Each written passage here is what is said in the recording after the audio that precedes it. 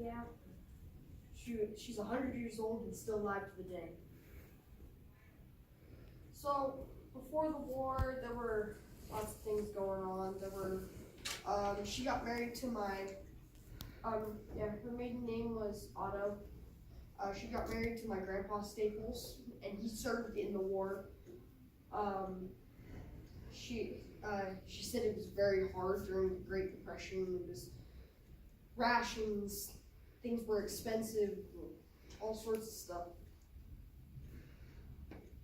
Yeah, this is my great grandma and this is my great grandpa. They were married in 1937 in Little Fork, Minnesota. His name was Herman, my great grandpa. She actually had a very interesting job that I've never heard of before. She was a tuberculosis sanitarium. Pretty much it was a hospital for just people with tuberculosis. She prepared food in a dietary kitchen, which I think means like they had to have a certain diet or something. And her paycheck was ridiculous. $14 a month for 6.5 days a week.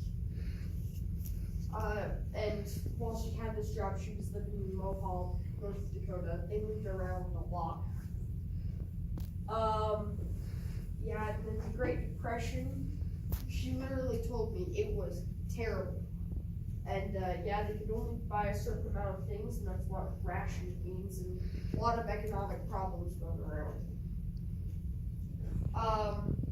My great-grandpa Herman Staples joined the military in 1943. I don't know where he is in this picture, but this is his division. I think that's what that's called.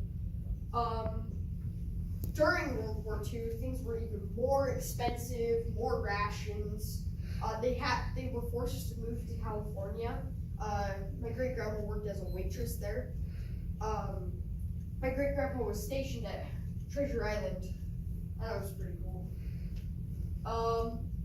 More during World War II, my great-uncle Lawrence was killed in the Battle of Iwo Jima. And this is my great-uncle Lawrence right here. 5 of my grandma's brothers and 5 of my grandpa's brothers served in the military, and I think served on Iwo Jima too. No, just in the military.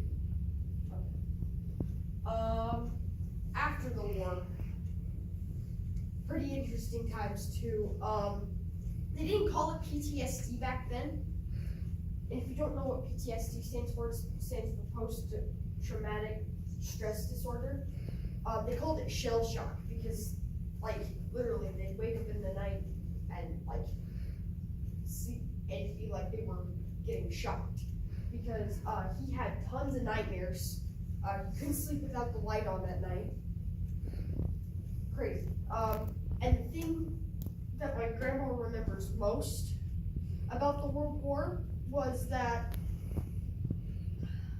I think my grandpa told her this or something, but there on Okinawa shore, I can't remember where that was, but it was on the shoreline, there were tons of dead bodies. You can walk across the ocean, and they only reported a couple dead too, and crazy. After the war, still had shell shock. That was something that many men who served in the war needed to deal with. So they got together and drank alcohol to settle their problems, and they used my grandma's dishes for target practice. She was like, "No, just here's my dishes. You need to deal with it. So I'm just gonna give you my dishes so you can go and shoot them out in my front yard." And that's something that they had to do to let off steam. My thoughts. It was really, really hard to live like that back then. She still made it. There was Great Depression, economic problems. That was all hard as well. That's it.